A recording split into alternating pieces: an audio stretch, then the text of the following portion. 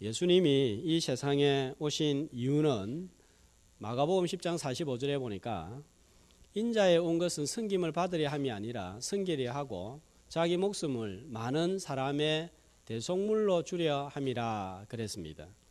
자기 목숨을 주어서 사람들을 구원하기 위해서 이 세상에 오셨습니다. 그러나 예수님은 우리를 구원하시기만 위해서 이 세상에 오신 것은 아닙니다. 요한복음 10장 10절은 예수님이 오신 이유를 이렇게 또 밝히고 있습니다. 한 목소리로 내가 온 것은 양으로 생명을 얻게 하고 더 풍성히 얻게 하려는 것이라. 첫 번째는 오신 목적이 이유가 생명을 얻게 하고 구원을 얻게 하고 또 그 다음에 두 번째는요 풍성히 얻게 하도록 풍성한 삶을 살도록 하기 위해서 예수님이 오셨다 합니다.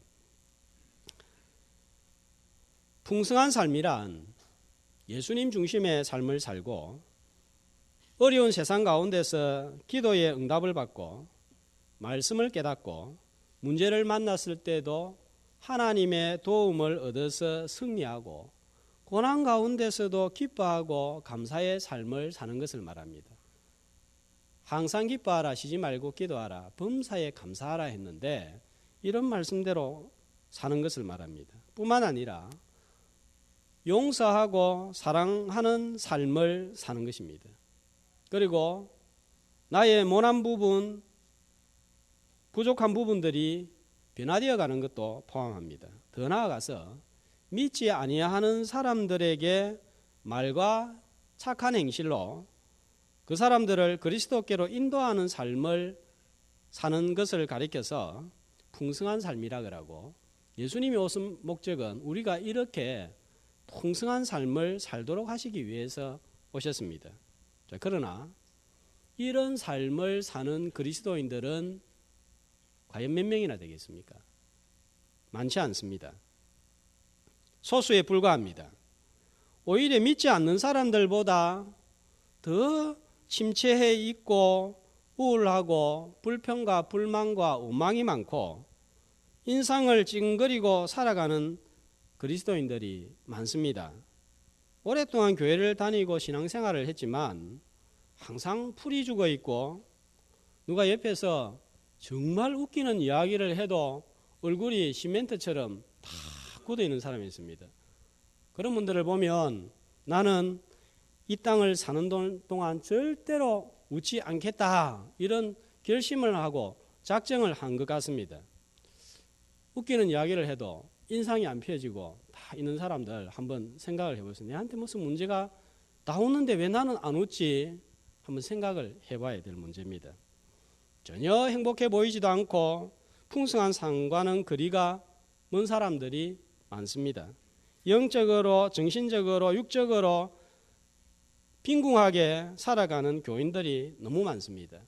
예수님은 풍성한 삶을 살도록 하기 위해서 오셨는데 왜 하나님의 자녀들인 우리는 이렇게 빈궁하고 피폐한 삶을 살아가죠? 어떻게 하면 예수님이 말씀하시는 풍성한 삶을 살아갈 수 있을까요? 먼저 풍성한 삶을 위해서 두 종류의 그리스도인에 대해서 이해하는 것이 필요할 것 같습니다. 지난주에는 제가 두 종류의 사람에 대해서 말을 했죠.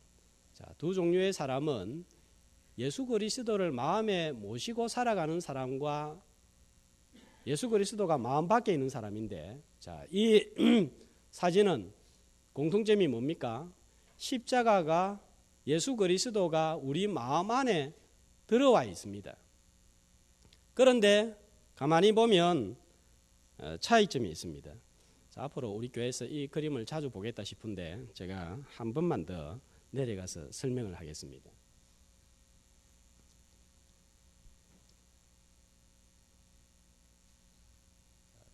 큰 원은 인생을, 의자는 내 인생의 왕자를, 나는 나 자신을, 십자가는 예수 그리스도를, 크고 작은 점들은 우리가 인생에서 만나는 크고 작은 일들을 가리킵니다. 왼쪽 그림은 내 인생의 왕자에 내가 앉아 있고 예수 그리스도는 내 인생의 왕자에서 내려와 있습니다.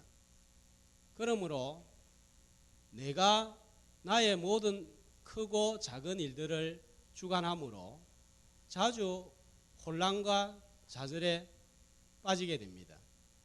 오른쪽 그림은 십자가 예수 그리스도가 내 인생의 왕자에 앉아 있으며 나는 내 인생의 왕자에서 내려왔습니다.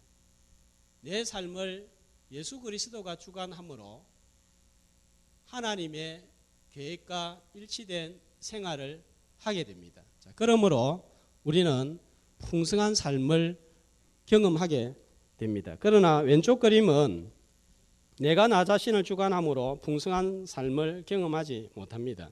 요한복음 15장 5절 8절 말씀을 보시면 예수님은 제자들에게 이렇게 말씀하셨습니다. 같이 나는 포도나무요 너희는 가지라.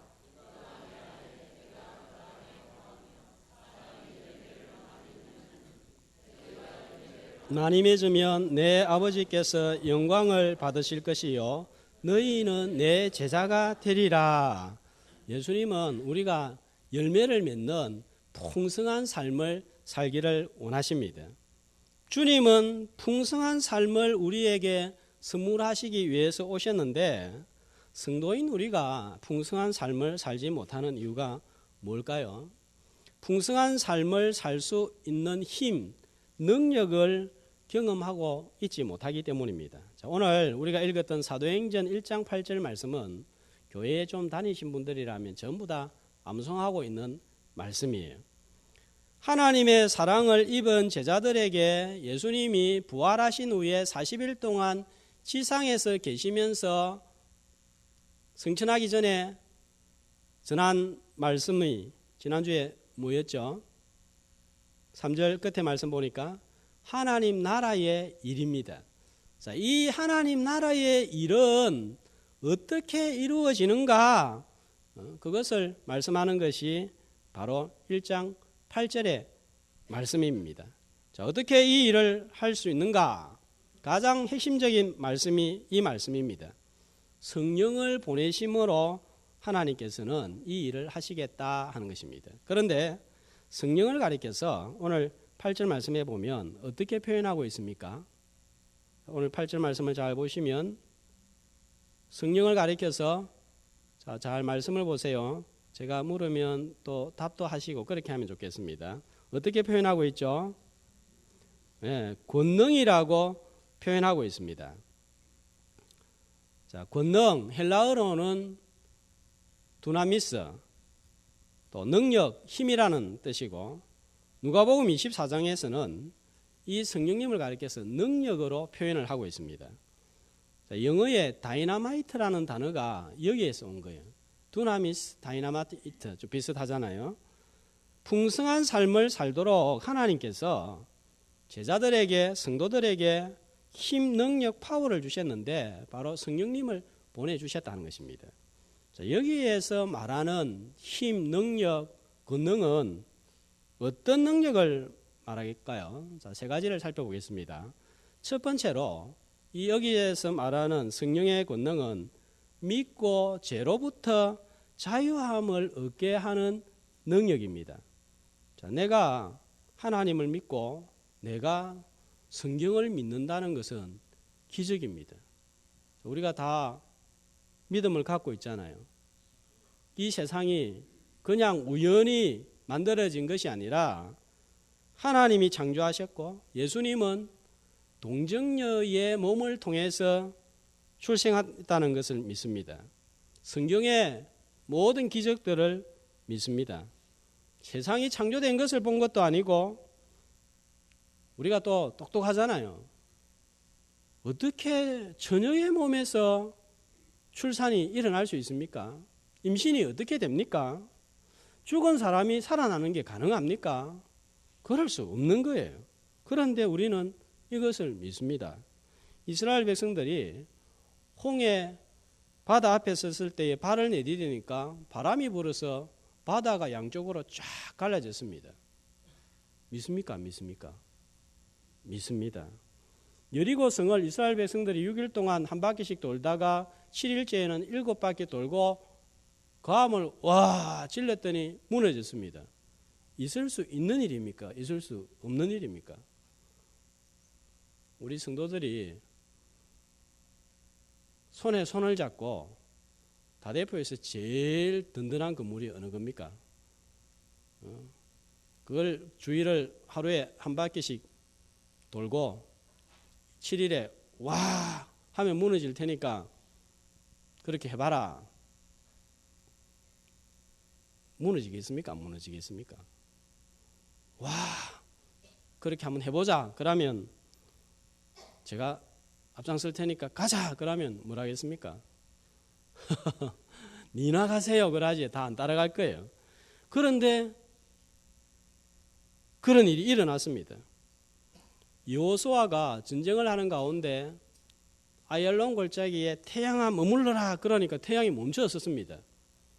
태양이 멈춘 것인지 공전하는 지구가 멈춘 것인지 멈추었습니다. 여러분, 지구가 하루를 태양 주위를 공전하지 않으면 어떤 일이 일어난지 아십니까? 지구가 살아남지를 못해요. 폭발을 하든지 온 세계가 문제가 생깁니다. 그런데 하루가 멈춘 거예요. 이런 일이 일어날 수 있습니까? 그런데 우리는 믿습니다. 이스라엘 백성들이 광야에서 농사 짓지 않았는데 하늘에서 내리는 만나로 200만 명이 40년 동안 먹고 살았습니다. 가능한 이야기입니까? 하루 이틀도 아니고 목이 마른데 반석을 치니까 200만 이스라엘이 마실 수 있는 물이 강물처럼 솟아났습니다. 믿을 수 있는 내용입니까? 없는 내용입니까? 이해가 되는 내용입니까? 안 되는 내용입니까? 세상 사람들한테 말하면 아이고 바보야 그거를 믿고 있나 그냥 헬라 신화에 나오는 신화 정도로 생각해야지 이렇게 다들 이야기합니다. 도무지 이성으로는 이해가 되지 않고 받아들일 수 없는 내용입니다. 자, 그런데 우리는 이것을 믿고 받아들이는 거예요. 이렇게 이해할 수 없는 일을 어떻게 믿게 되었습니까? 더군다나 예수님께서 하나님이라는 사실을 믿고 내 죄를 위해서 죽으시고 나를 구원하신 구원자라는 사실이 믿어집니다. 그 예수님으로 말미암아 2000년 갈보리산 십자가에 죽으신 예수님으로 말미암아 내가 믿음으로 제사함 받았다는 사실도 확실하게 믿습니다. 어떻게 믿어지게 되었습니까?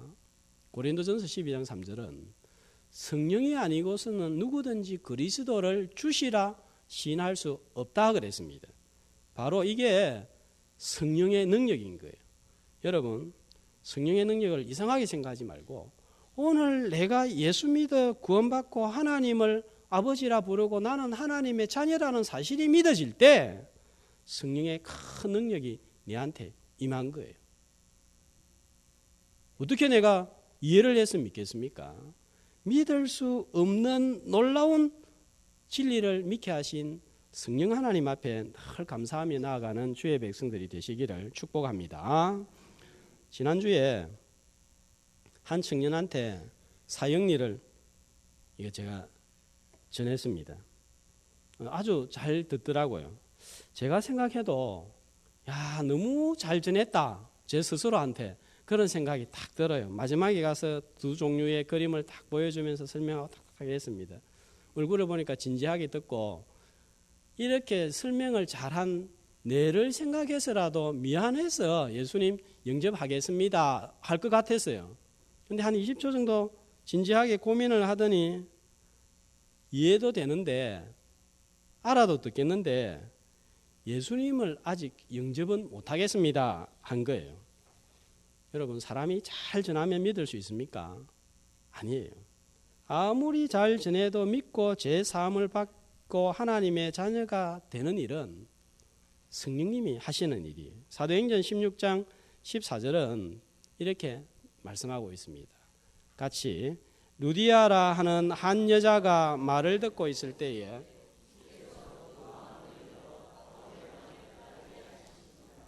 여러분, 하나님의 말씀이 귀에 들어오고 그 말씀이 마음으로 딱 받아들여지는 것, 사람의 능력이 아니에요. 예수 그리스도를 구원자로 하나님으로 영접했습니까? 성령이 내 안에 역사했다는 사실을 믿으시기를 축복합니다. 두 번째로, 이 성령의 능력은 갈라디아서 5장 22절에 보면 9가지 열매로 나와 있죠. 오직 성령의 열매는 사랑과 희락과 화평과 오래 참음과 자비와 양성과 충성과 온유와 절제의 열매니 그랬습니다. 누구든지 성령의 지배를 받지 못하면 아무리 교회를 오래 다녀도 이런 열매하고는 반대의 열매를 맺게 됩니다. 성령이 나를 지배하면 미워하는 사람도 품을 수 있게 되고, 또 어려움을 당해도 그 가운데서 기뻐할 수 있는 힘이 생깁니다. 이게 바로 성령의 능력이에요. 성령께서 우리 집을 지배하면 그렇게 싸우고 다투던 집안이 화평하게 되고, 또 불같은 성격도 참을 수 있게 되는데, 성령께서 나를 지배하실 때에 그런 일이 일어난다는 사실입니다. 만약에 이런 성령의 지배를 받지 못하면 반대 현상이 일어나는 거예요.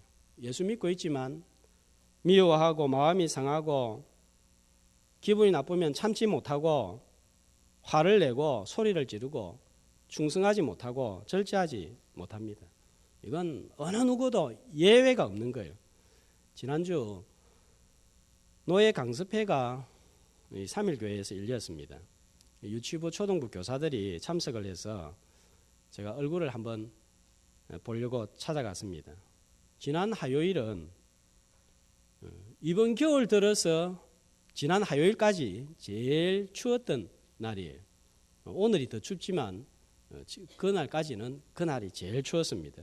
영하 2도, 3도가 됐는데, 이 부산에서 영하 2도, 3도는 바람까지 불기 때문에 체감 온도는 영하 10도 이상, 12, 3도 되는 그런 쌀쌀한 추운 날씨였습니다.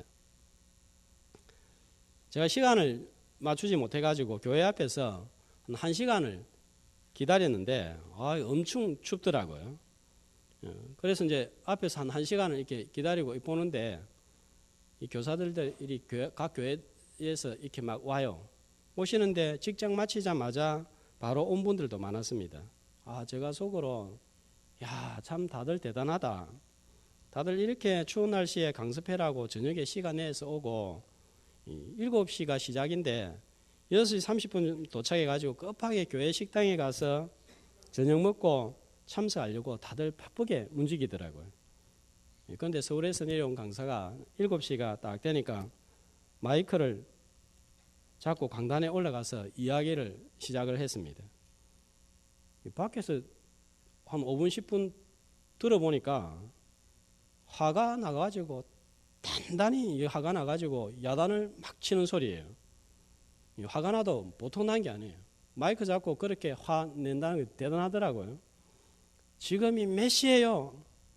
이게 바로 한국교회 주일학교의 현실입니다.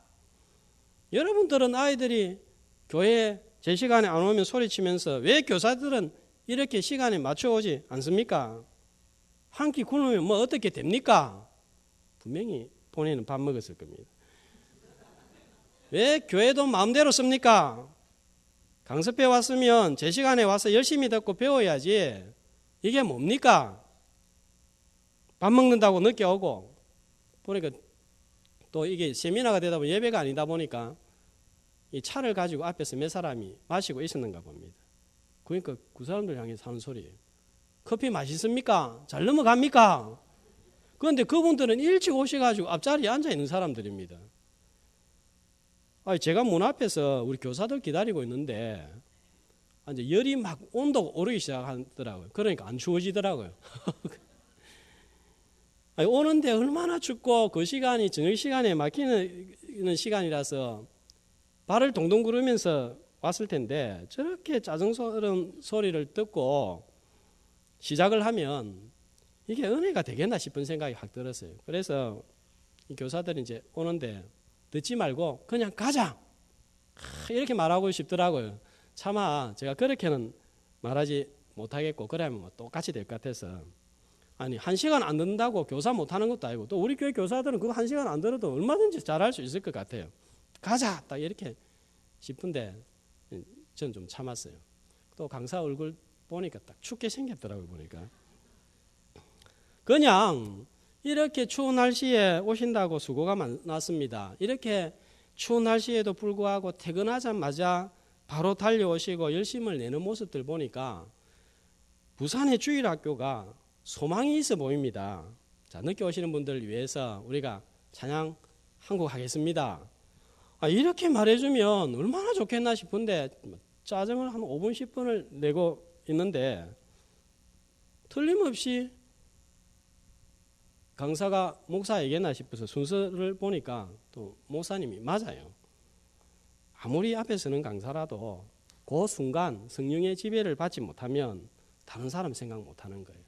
풍성한 삶이 아니라 짜증나고 다른 사람의 마음을 상하게 만드는 거예요. 저도 여러분도 예외가 아닙니다. 성령의 지배를 받지 않으면 세상 사람과 똑같은 삶, 오히려 그보다 못한 모습, 비슷한 모습을 보이면서 삽니다. 성령은 이런 우리의 세상적인 모습을 꺾고 풍성한 삶을 살게 하고 열매를 맺게 하는 능력이 되는 거예요. 성령의 능력으로 열매를 맺어가는 성도들이 되시기를 축복합니다. 자, 그런데 본문에서 말씀을 잘 읽어보면 특별히 오늘 이 본문에서 말씀하는 권능은 구체적으로 어떤 능력일까요? 너희가 권능을 받고 뭐라 그러죠? 증인이 되리라 하시니라. 증인되게 하는 능력이에요. 예수 그리스도를 전하고 싶어하는 능력입니다. 교회를 좀 다니신 분들은 전부 다 전도해야 된다 하는 거 다 알고 있습니다. 이거 모르는 사람은 아무도 없습니다. 그러나 예수 그리스도를 실제로 전하면서 사는 사람은 많지가 않습니다. 자, 올해 24일이 지금 지나고 있습니다. 한 번이라도 새해 들어와서 누군가에게 전도를 해보신 분 손 들어보라고 제가 말하지는 않겠습니다. 들 사람이 거의 없기 때문인 줄 알기 때문입니다. 자, 손 들어보라. 마음속으로 한번 들어보세요. 나는 24일 동안 누군가에게 복음을 전해봤다. 전도를 해봤다. 교회 가자고 해봤다. 잘 없을 거예요.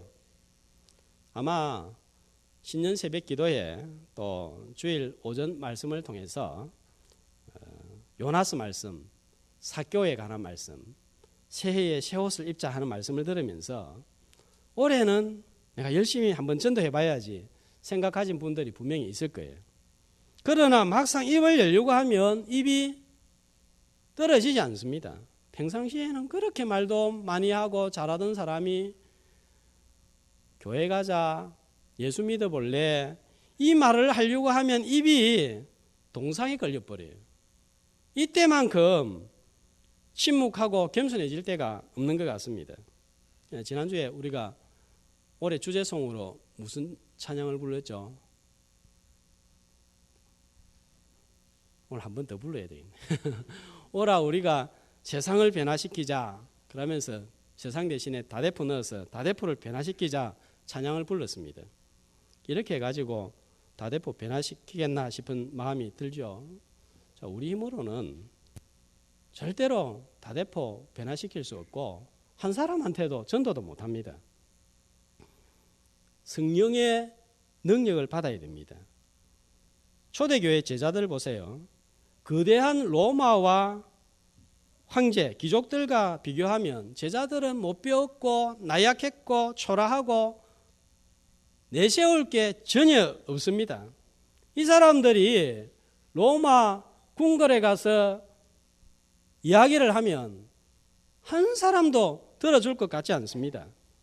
그러나 못 배우고 가난하고 무식한 제자들을 통해서 복음이 드디어 로마의 심장부에 도달하고 로마를 뒤엎는 역사가 일어났습니다.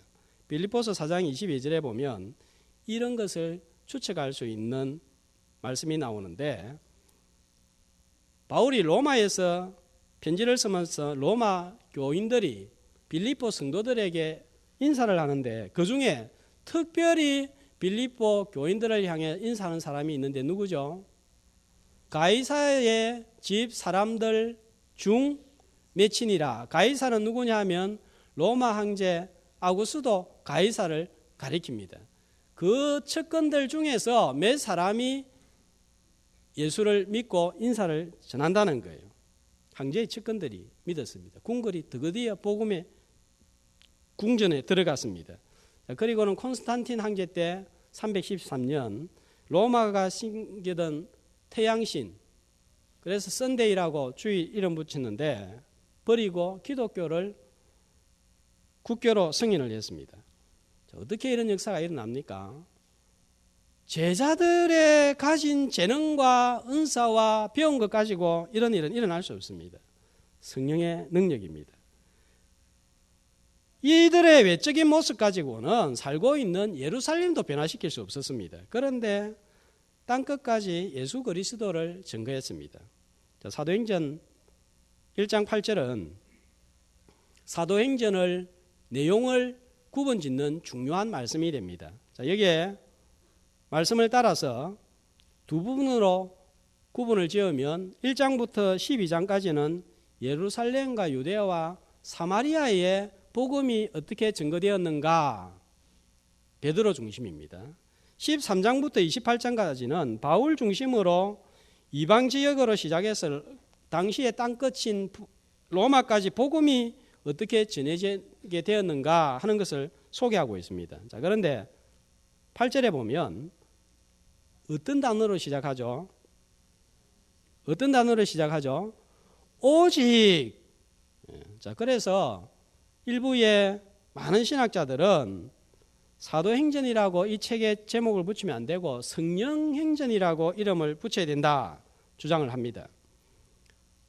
성령께서 역사하실 때 어떤 일이 일어나는지 가장 잘 보여주는 책이고 말씀이기 때문에 그렇습니다.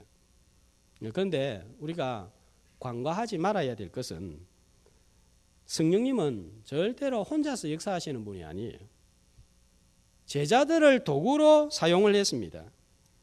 제자들이 성령의 권능을 받으니까 증인이 되었습니다. 성령이 임하시면 예수님을 전하고 싶은 마음이 일어나는 거예요. 내가 성령의 지배를 받고 있나 받지 않고 있나, 중요한 증거 중에 하나가 내가 예수님을 전하고 싶은 마음이 든다. 그러면 성령님이 나를 지배하는 거예요. 아유, 전에 전하는 거는 상관없다, 관심이 없다. 성령님이 나를 지배하고 있지 않는 거예요. 수영로 교회에서 부목사로 일을 하다가 경기도의 어느 교회에 담임을 맡아 나간 목사님의 간증입니다. 몇 년 전의 일입니다. 목사님이 세미나를 참석해서 이 사형리 전도법을 배웠습니다. 이 사형리 전도법을 배우고 난 다음에 열심히 전해야 되겠다, 이런 이제 생각이 일어난 거예요. 그러니까 누구한테 전할까? 이 사람 저 사람을 이제 찾는 가정 가운데 놓여 있었습니다. 그런데 그 시기에, 그렇게 마음을 먹은 시기에 사모님에게 차가 필요해서 교회 돈으로는 사모님 차를 사줄 형편이 안 되고 개인 돈으로, 집 돈으로 제일 새로 나온 아반떼를 살 것 같으면 새 차 사가지고 오래 타자 하는 마음으로 제일 새로 나온 아반떼를 샀습니다. 그런데 차를 산 지 만 하루도 지나지 않았는데 정말 예수님보다 더 귀하게 주차장에 딱 세워놓은 거예요. 그런데 주차장에 주차를 해두는데 누군가가 그 차를 받아버려가지고 오른쪽 뒷문이 찌그러져 버린 거예요. 그리고 차 앞에다가 전화번호, 받은 사람이 전화번호를 적어두었습니다. 마음이 엄청나게 상했습니다. 그런데 목사님이 그 이야기를 듣고 속으로 이상하게 이런 마음이 들더래요. 이 사람한테 수리비 받지 말고 이번 기회로 그 사람들한테 전도 한번 하자, 이런 마음이 든 거예요. 근데 목사님이 그런 마음 가졌다고 그렇게 할 수 있습니까? 또 사모님 허락을 받아야 되잖아요. 그렇게 안 했다고 집안이 난리가 나니까 그래서 사모님한테 이야기를 했더니 사모님도 그때 같이 세미나를 다녀왔는가 봐요. 이제 은혜를 받고 그렇게 합시다 이렇게 된 거예요. 자, 그래서 사고 낸 사람한테 전화를 해가지고 우리 집으로 오세요 했더니 부부가 같이 왔습니다. 그래서 목사님이 잠깐 물어주지 않아도 좋으니까 10분, 20분만 시간을 내어서 제 이야기만 들어주시면 되는데 괜찮겠습니까? 했더니 이 사람 좋다 그러죠. 차값 안 받다는데 10분, 20분 뭐 졸든지 뭐 하든지 그거 못 들어주겠습니까? 예 했습니다. 자, 그래서 목사님 이 사역리를 가지고 들어보셨습니까? 하면서 쭉 전했더니 다 10분 한 15분 지나고 난 다음에 이제 차 사고 낸 상대방의 여자분이 눈물을 흘리면서 예수님을 영접을 했습니다. 그리고는 그 목사님 교회에 나와서 등록을 해서 출석을 시작을 했습니다. 자, 미리 말씀드립니다. 그렇다고 이 목사님 따라 하지는 마세요. 괜히 인간적으로 따라했다가 나중에 또 원망하고 하나님께서 이렇게 하면 복 주실 줄 알았는데 안 준다고 또 시험에 들지 마시고. 그런데 이 교인이 지금 잘 나올까요? 안 나올까요? 안 나옵니다. 그런데도 목사님 마음에 그렇게 행한 부분에 있어서 전혀 후회되거나 손해봤다 이런 생각이 안 들더래요. 오히려 그 정도 손해본 거에 대해서 감사하는 마음이 생기더랍니다. 성령님이 임하시면 바로 이런 게 능력 아니겠어요? 예수님을 전하다가 손해를 봐도 어려움을 당해도 괜찮다, 이 정도 차라리 감사하다, 그런 마음이 생기는 것, 이게 바로 성령의 능력인 거예요. 성령께서는 이렇게 감당할 수 있는 힘을 주시는 거예요. 성령의 지배를 받으면 이런 마음도 품고 이런 일도 할 수 있게 되는 거예요. 인간적으로 보면 가능하겠어요? 성령님은 요한복음 15장 26절 보니까 이런 분이라고 말씀하고 있습니다. 같이 내가 아버지께로부터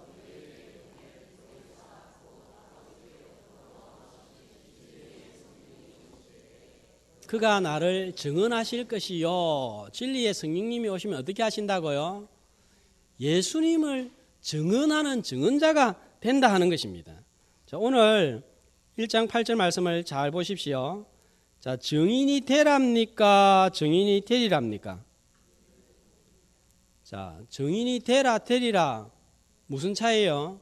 글자 한자 차이입니다. 리자가 있느냐 없느냐 차이인데 리자가 있느냐 없느냐에 따라서 의미는 완전히 반대가 되어버립니다. 증인이 되라는 것은 무슨 말이에요? 네 스스로 증인이 네 힘으로 되라 하는 거예요. 그러나 증인이 되리라, 될 것이다 하는 것은 수동태입니다. 내가 증인이 되는 것이 아니라 누군가에 의해서 증인이 되는 것을 말하는 거예요. 자, 가끔 우리는 생각 없이 기도할 때나 말할 때 증인이 되어야 하겠습니다, 증인이 되라고 하셨습니다 하는 말을 하는데 이거는 비성경적인 용어입니다. 내가 증인이 될 수 있는 게 아니에요. 우리 경험상 내가 전해야지 한다고 됩니까? 안 되잖아요. 내 힘으로 예수 그리스도를 전하려고 하면 늘 입은 동상이 걸려버립니다. 날씨가 30도가 올라가도 내 힘으로 전도하려고 보면 그 뜨거운 30도 날씨에도 입은 동상이 걸려버린다니까요. 정의는 내 힘으로 되는 것이 아니라 성령의 권능으로 되는 것입니다. 주동자가 내가 아니라 성령님이십니다. 성령께서 되게 하시는 것이지 내가 되는 게 아니에요. 성령께서 내 몸과 입과 손과 발을 사용하실 때 나는 증인이 됩니다. 이럴 때 우리는 전도의 풍성한 삶을 살게 되는 것입니다. 성령께서 나를 지배하지 않으면 전도하는 흉내는 낼 수 있을지 모르지만 증인이 되지는 못하는 거예요. 자, 그러므로 모두가 성령의 능력을 받음으로 증인의 풍성한 삶을 살 수 있기를 축복합니다. 그런데도 우리는 풍성한 삶을 살지 못합니다. 왜 풍성한 삶을 살지 못합니까? 두 가지 이유가 있습니다. 첫 번째로는 영적으로 무지하기 때문입니다. 그리스도인은 초자연적인 삶을 살아가도록 부르심을 받았습니다. 예수 그리스도를 나의 구주 하나님으로 영접하는 순간 보혜사 성령을 우리 마음 가운데 선물로 보내주셨습니다. 기독교는 내가 하나님을 위해서 무엇을 하며 사는 것이 아니라 하나님께서 나를 위해서 무엇인가를 행하는 삶을 사는 것입니다. 엄청난 자원을 우리에게 주셨지만 내 힘으로 무언가를 행하려고 하다가 넘어집니다. 지난번에 미국 텍사스의 예이츠라는 농부에 대해서 이야기를 했는데 기억이 나시는지 모르겠습니다. 미국 텍사스 주에 예이츠라는 농부가 목장을 경영하고 있었는데 목장이 점점 어려워지게 되면서 먹을 것과 입을 것을 해결할 만한 돈이 없어서 은행으로부터 대출을 받았습니다. 그래도 해결이 안 되니까 국가 보조금을 의지해서 하루하루를 연명하면서 살고 있었습니다. 자고 일어나면 먹거리 걱정, 아이들 교육 걱정, 가축 사료 걱정에 시달리면서 염려 가운데 불안하게 살았습니다. 그런데 어느 날 지질학자들이 예이츠의 농장을 지나다가 좀 이상하다 싶어가지고 조사를 했더니 땅 밑에 농장 밑에 석유가 묻혀 있다는 것을 발견하게 되었습니다. 그래서 예이츠라는 농부와 석유 시추 작업에 계약을 하고 시추를 시작했습니다. 하루에 8만 배럴이라는 석유가 시추되기 시작했습니다. 그날부터 예이츠 농부는 백만장자가 되었습니다. 사실은 언제부터 백만장자입니까? 농장을 소유한 날부터 예이츠는 석유의 주인이었고 부자였습니다. 그러나 늘 은행 대출과 먹고 사는 문제로 염려하고 살았습니다.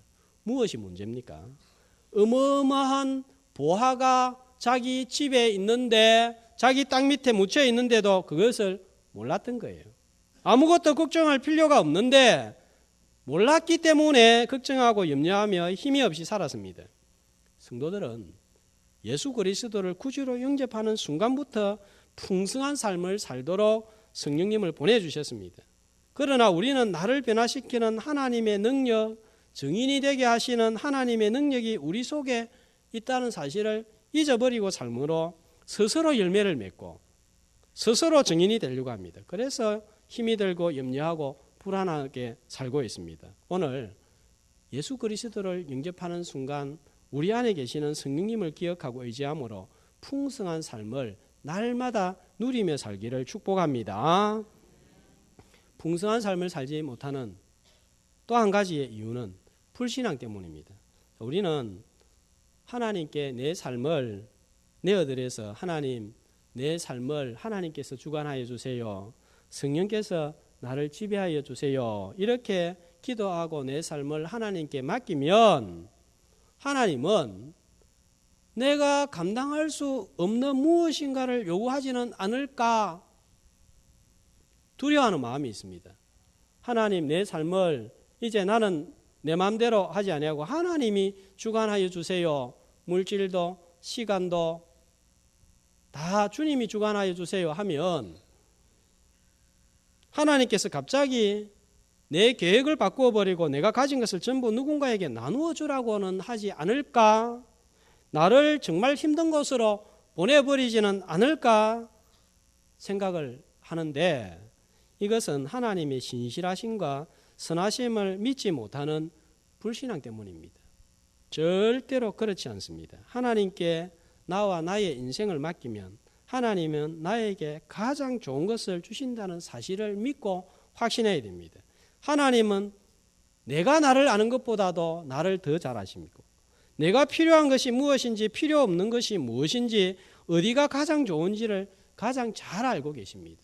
갓 태어난 아기의 피로가 뭔지 아이보다도 부모가 더 잘 아는 것과 똑같습니다. 마태복음 7장 11절은 이렇게 말씀하고 있습니다. 같이 너희가 악한 자라도 좋은 것으로 자식에게 줄 알거든 하물며 하늘에 계신 너희 아버지께서 구하는 자에게 좋은 것으로 주시지 않겠느냐. 자, 그러므로 우리는 이렇게 기도해야 됩니다. 주님, 오늘 제가 여기 있습니다. 저를 주님의 영광을 위한 도구로 사용하여 주시고 오늘 이후부터 성령께서 제 삶을 주관하여 주옵소서. 저의 물질도 시간도 몸도 재능도 주님이 지배하여 주옵소서. 이렇게 기도하고 나가면 신실하신 하나님, 좋으신 하나님, 선하신 하나님은 저와 여러분을 제일 합당한 곳에 사용하여 주시고 인도하여 주시고 풍성한 삶을 경험하게 하실 것입니다. 예수 그리스도를 영접한 순간 하나님의 능력이 되시는 성령께서 우리 안에 내주하신다는 사실을 꼭 기억하고 하나님의 선하심을 믿고 나의 모든 것을 성령의 지배 아래 굴복함으로 내가 변화되고 열매를 맺고 그리스도의 증인이 되는 풍성한 삶을 사는 주의 백성들이 되시기를 주의 이름으로 축복합니다.